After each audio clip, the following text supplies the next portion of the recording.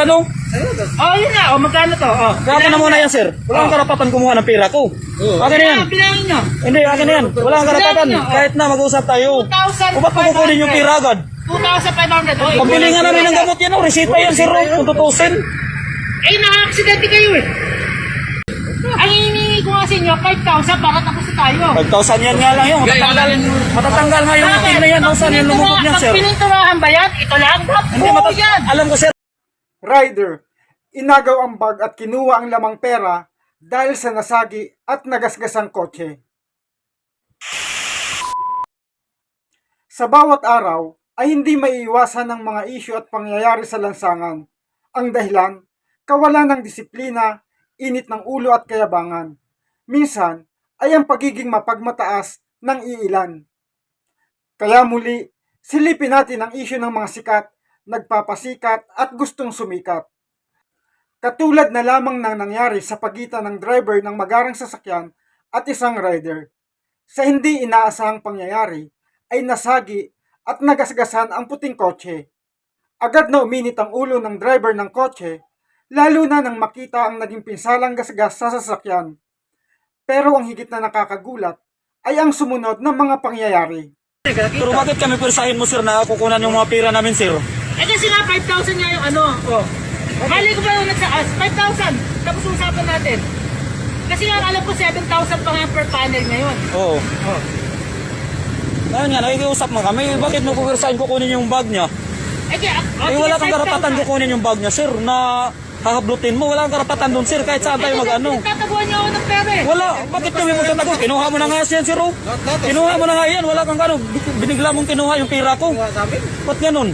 Wala mang may gusto ng nangyari, subalit ang nais ng driver ng kotse ay agad na bayaran ang naging pinsala sa kanyang sasakyan.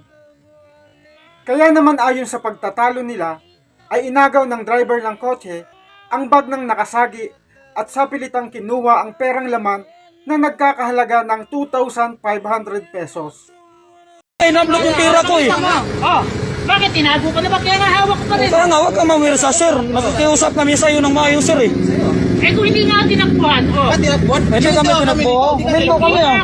Hindi ka makahabol sa amin, sir, kung habulan, kung tatakuhan ka namin. Hindi yung ganun. Pipirsahin mo, kukunin mo yung mga bag namin kung ano yung laman, kung anong pera, sir. Nakikiusap naman kami sa iyo, sir, ng maayos, sir. Kami, wala talaga kami pera, sir. Kami, naghahanap na nga kami sa resita nga, sir, kung tutuusin lang, sir. Pag resita nga to sa nanganganak, kahit puntahan mo, sir. Yung asawa ko, nanganganak, sir. Kaya nakikiano kami sa iyo, sir. Nakikiusap kami. Kahit puntahan mo kami sa bahay, sir, nanganganak yung asawa ko, sir. Pero sino ba nakaabala sa atin? Ay, hindi naman, wala akong sinasabi, sir. Kaya nangihingi kami ng pasensya, sir, eh. Sinabi ko ba? Nagtatanong ako ngayon, sino nakaabala sa ating dalawa?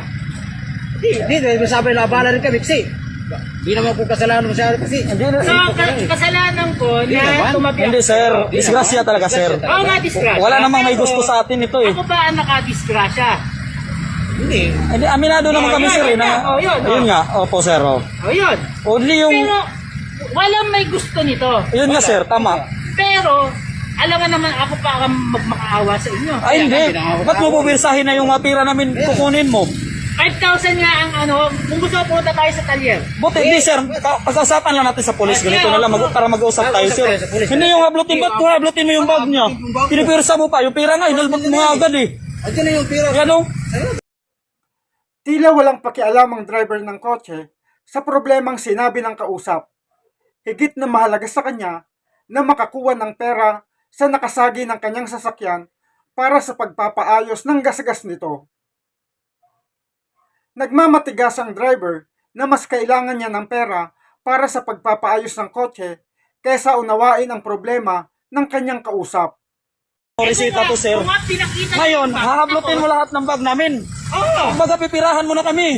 Anong pipira sinabi? Ba't mo kinukuha? Wala kang pakarapatan kukuha ng pira ko. Pira ko yan, eh. Ba't mo kukunin? Kasi nga, Pinakita mo lang, hinablot mo agad, eh. Hinablot mo agad yung pira, eh. Ba't ganun? Nasa wallet ko ba? Nabulot ko na eh. Naghahanap na nga lang kami ng panggamot, eh. Tapos ngayon, nadisgrasya lang tayo. Ganun ka na. Oo, pasensya kayo. May masamang experience. Kasi tatapatin ko kayo, ito rin yung sasakyan ko na bangga ng tricycle. May Opo, sir. bayaran. Opo. Kaya nga nakikiusap kami, sir. Walang-wala nga. Sir, alam Kaya naman natin yung sitwasyon ako, ngayon, sir. sinasabi ko lang sa inyo, pakita niyo sa akin ang bag niyo. Oh, Kaya kita namin yung tira namin sir. Tapos ano? hindi nga yung bag nga ang Pwede hinihingi. pagkita Ba't namin. ano bang... Babalik ano ko bang kung may meron sa- sinabong pa kayong pera dyan. Sa totoo lang, bawal ka gumawag ng tira yun. Kaya nga, ba't mo kinukumpiska yung pira namin? Eh dahil nakadisgrasya kayo. Wala nga yan, oh. Tutusin, oh. Ano yan? Pag na pininturahan yan, hindi naman pwedeng yun. Namimira ka na, eh. Namimira ka na, oh. Hinablot mo yung pira ko. Namimira ka na, pinakita ko yung wallet ko, tapos kinuha mo agad yung pira. Ano yun? Wala kang karapatan kumuha ng pira ko. Kung wala tayong pagkasunduan. Dapat magkasundo tayo kung anong meron, hindi yung hablotin mo kukunin agad yung pira. Kaya nga, ipakita nga Anong tawag doon? Namimira ka, eh. Gita! Oh, Binigyan na namin lahat. Picturean mo, sir, kahit sa amin. Lahat para malaman natin. Kasi kami, sir, kung magpapaano na lang kami kung anong magandang sistema nito, sir. Lalapit kami kung sinong pwedeng malapitan namin, sir. Ganun na lang, sir. Hindi yung tapos ito, ito. Hindi naman pwede ipa-repair ko Hindi, yung ganito na lang. May kakilala naman yung kuya ko kay Tolpo eh. Kasi ano naman yun siya eh. Mag-advise na lang tayo. Sige. Hindi, sa ngayon, sir. Idol po. Okay. Bakit, sir? Di ka nakatatakot doon, sir? Di ka natatakot doon? Ganun ba? Ayos ka. Sa huli, ay ibinalik din ang pera. Lalo na nang mabanggit ng nakikiusap na rider na ang problema ay ipaparating nila kay Rafi Tulfo na tila nabahag ang buntot ng driver ng kotse. Sa pagmamaneho sa lansangan, may mga pagkakataon na nagkakaroon ng hindi magandang pangyayari. Walang may kagustuhan ito, subalit mahalagang maging makatao at magkaroon ng konsiderasyon. Sa may mga kaya o nakaangat sa buhay, matuto sanang pairali ng pangunawa at pagiging makatao. Lalo na kung alam natin na nasa mahirap na sitwasyon ang taong kausap na umamin sa naging pagkakamali. Mas mainam na maging mabuti at huwag maging palalo. Sa mga rider, maging maingat lagi at huwag pairalin ang init ng ulo. Lahat naman ay napag-uusapan.